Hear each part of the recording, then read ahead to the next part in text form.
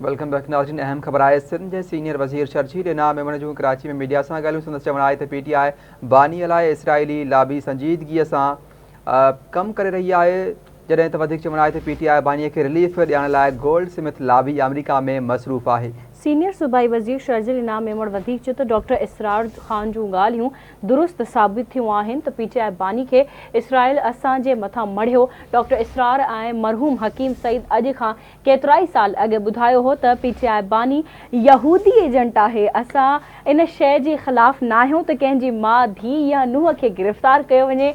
PTI जा workers मासूम आहिनि। ही घटि जोड़ बानी PTI ऐं इसराइल जो आहे। सिंध जे सीनियर वज़ीर शर्जील इनाम मेमण कराची में जाम साहब पुल भरिसां येलो लाइन BRT जे तरक़ियाती कमनि जो मुआइनो कयो। कराची वासियुनि लाइ वर्ल्ड बैंक सां सहकार सां 100 अरब रुपयनि जी लागत सां येलो लाइन BRT मंसूबो शुरू कयो वियो।